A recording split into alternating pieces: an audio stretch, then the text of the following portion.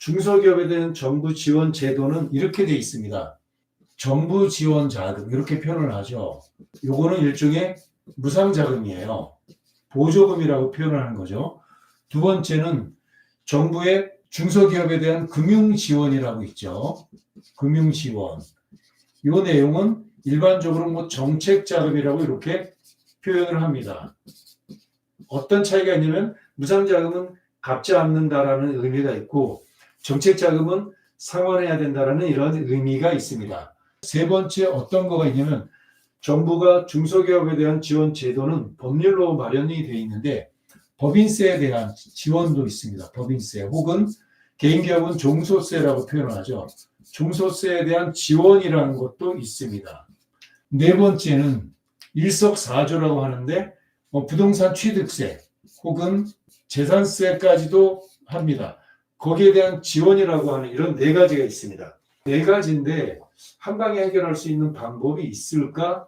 있습니다. 어떤 게 있냐면 마무리해서 이야기할게요. 금융지원도 마찬가지로 이렇게 표현합니다. 금융지원은 하나는 운전자금으로 표현을 하고요. 하나는 시설자금, 부동산 건축, 기계정비에 대한 시설자금을 표현합니다. 운전자금은 작게는 몇 천에서부터 몇 천만 원에서 시작해서 한 10억 원까지 이르는 자금 규모를 이야기합니다. 시설자금은 한 몇 억에서 최대 한 40억 정도까지 이르는 자금을 이야기하죠. 왜냐하면 토지, 건축, 기계장비까지 이루고 있기 때문에 그렇죠. 법인세에 대한 지원은 5년 정도를 지원하는데 그 디테일은 좀 약간 차이가 있습니다만 통상 5년을 법인세 감면을 최대 100% 혹은 뭐 50% 이렇게 감면해주는 이런 지원이 있습니다. 취득세에 대한 감면도 마찬가지로 5년이라는 기간 동안에 최대 75%를 감면해주는 이런 내용들이 있는데 공통적인 사항들이 이게 어떻게 해서 가능하느냐. 이 내용들이 가능한 것들은 바로 벤처기업 인증이라고 하는 게 모든 것들을 다 꿰뚫고 있어요. 한 방에 해결할 수 있습니다. 어떤 기업의 대표님은 뭐 세금 낼 거 없는데 이러신 대표님도 있겠지만 어느 업종의 대표님께서는 나는 자금이 제일 중요해. 그래 자금도 중요하지만 금융지원도 중요하지만 내가 뭔가 남다른 기술력도 있고 뭔가 좀 탁월한 부분들이 있어. 나는 무상자금을 국가의 무상자금을 작게는 몇 천만 원에서 시작해서 수억 대까지 내가 할 거야. 라는 관점에서의 대표님이 각기 다를 거고요. 어떤 대표님은 1, 2, 3, 4 모두 한 방에 해결하기를 희망하는 대표님이 있는데 모든 사항에 공통사항이 있습니다. 정부의 무상자금, 그리고 금융지원 정책자금, 법인세, 종소세에 대한 감면 혜택, 취득세에 대한 재산세에 대한 감면 혜택의 공통점은 바로 벤처기업 인증이라고 하는 겁니다. 예외적으로 이런 부분들이 있긴 합니다. 좀 디테일로 들어간다면 법인세에 대해서는 감면하는 업종을 국가는 이렇게 정해놨어요. 18개 업종에 대해서는 특별하게 법인세 종합소득세를 감면해 주겠다라고 하는 법률 조항이 있습니다. 마찬가지로 취득세에 대해서는 이러이러한 업종에 대해서는 감면해 주겠다라고 하는 12개 업종을 법률로 지정하고 있습니다. 이런 사항들의 공통사항이 바로 벤처기업 인증이라고 하는 것. 이게 오늘의 일석삼조가 아니라 일석사조에 대한 정부 지원 제도를 한 방에 어마어마하게 많이 받을 수 있는 것.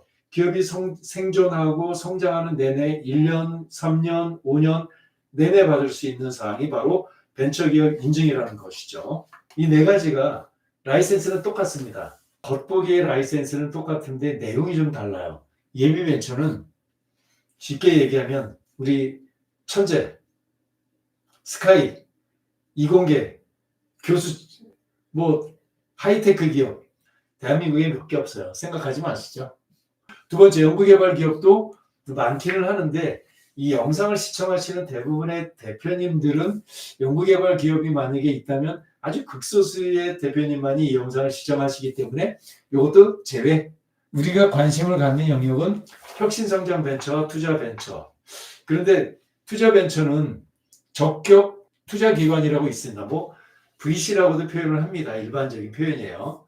거기서부터 5천만 원 이상을 투자를 받았기 때문에 벤처를 받는 거라 이것은 오늘 유튜브 라이브에서는 핵심 주제가 아니기 때문에 길이 있습니다. 만약 이 영상을 시청하시는 우리 대표님이 내가 길이 없을까라고 한다면 그 아래에 댓글에 남겨주시거나 상담 신청해 주시면 되고요. 오늘의 핵심은 혁신성장 벤처입니다. 이런 경우에 걸리는 시간이 어느 정도 되냐면 혁신성장 벤처는 한 두세 달 정도에서부터 시작해서 2, 3개월에서부터 시작해서 최장 1년 정도가 소요가 돼요. 투자 벤처는 2개월에서 길어야 3개월이면 끝납니다. 기간적으로 본다면 투자 벤처는 짧은 기간에 끝날 수 있는 장점이 있어요. 그러나 적격 투자 기관으로부터 투자를 받아야 된다라고 하는 그 장벽이 있기 때문에 이것은 별도로 이야기를 나중에 풀어보려고 하고요. 오늘의 혁신성장 벤처, 이것을 저는 표현하기를 정통 벤처, 가장 일반적인 벤처의 3분의 2에 해당하는 벤처가 바로 혁신성장 벤처인데 어떤 기업이 2, 3개월밖에 안 걸리고 어떤 기업이 1년 걸릴까요?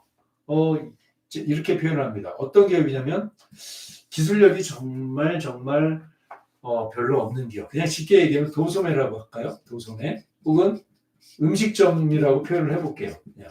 어느 정도 걸릴까요? 이런 기업은 때로는 1년 걸리기도 하고요. 때로는 1년이 넘게 걸리기도 하고요.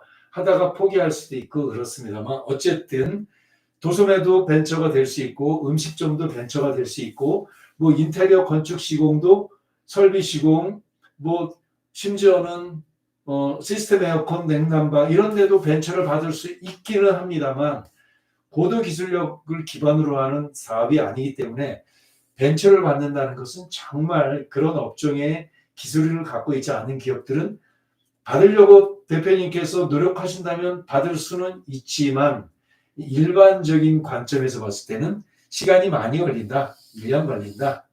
로부터 시작해서 이렇게 하면 되죠. 제조기업, IT 기업 정도까지 봤을 때는 제조 IT 기업 중에서도 기술력이 좀 뒷받침되는 기업들은 시간이 점점 짧아질 거고요. 제조 IT 기업이지만 기술력이 별로 뒷받침되지 않는 기업들은 시간이 점점 길어질 것이다 라고 이렇게 생각하시면 됩니다. 영상을 하다 보니까 우리 대표님들이 이런 질문이 들어왔어요. 벤처기업은 창업한 지 3년 이내 혹은 몇 년 이내에 된 기업만 벤처 인증을 받아야 되는가? 라고 하는 이런 질문이 들어왔어요. 아닙니다. 벤처기업은요. 10년 된 기업, 20년 된 기업, 심지어는 30년 된 기업도 벤처 인증을 갖고 있는 것이 무조건 좋습니다.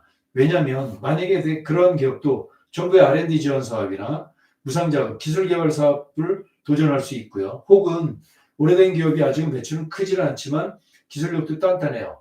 그런데 벤처를 갖고 있으면 5천만 원 정도의 무상자금, 수출 바우처, 데이터 바우처 혹은 혁신 바우처 같은 무상자금 이 프로젝트에서 단연 압도적으로 성공할 수 있기 때문에 벤처기업 인증은 만약에 창업한 지 얼마 안 된 기업은 법인세나 부동산 취득세라고 하는 관점에서까지 일석사조에 해당되겠지만 그런 관점에서 벤처기업 인증이 필요하겠지만 10년, 20년 혹은 매출이 100억, 200억, 300억 정도 되는 기업도 벤처 인증을 갖게 되면 특별한 여러 가지 혜택들이 있기 때문에 벤처기업 인증은 업력이 얼마 안 된 기업이나 오래된 중장년의 기업이나 공통적으로 벤처기업 인증은 탑재해야 될 중요한 솔루션의 하나입니다. 자, 이런 질문이 있고요. 그리고 벤처기업 인증받아도 법인세를 무조건 감면받나요? 라고 하는 이런 질문들이 굉장히 많습니다. 우리 유튜브에도 올라오고 있고 상담 현장에서도 있는데요. 말씀드릴게요. 벤처기업 인증받는 건 당연하겠지만 그러나 먼저 어떤 부분이 있냐면 법에서는 18개 업종, 18개 업종에 반드시 돼야 됩니다. 18개 업종에 들어가지 않는 게 있습니다. 어떤 업종이냐면 도소매는 벤처기업 인증을 받을 수는 있어요. 그러나 법인세 감면을 못 받습니다. 그러나 이런 경우 봤죠. 전자상거래, 통신판매업, 전자상거래, 통신판매업, 통신판매업. 여기는 받습니다.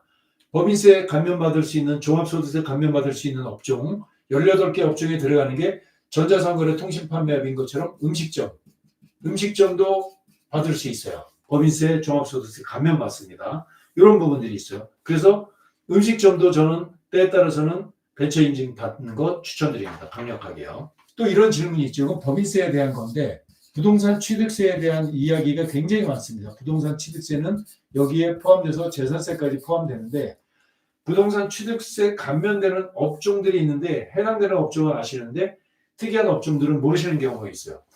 통신 판매하면 안 됩니다. 도소매 당연하게 취득세 안 되고요. 전자상거래도 안 되고요. 음식점도 안 됩니다. 안 된다는 사실을 꼭 기억하세요. 되는 업종들이 제조업, 건설업, 또 물류산업, 정보통신업, 과학기술 서비스업 등 12개 업종에 해당이 됩니다. 이렇게 해당이 됩니다.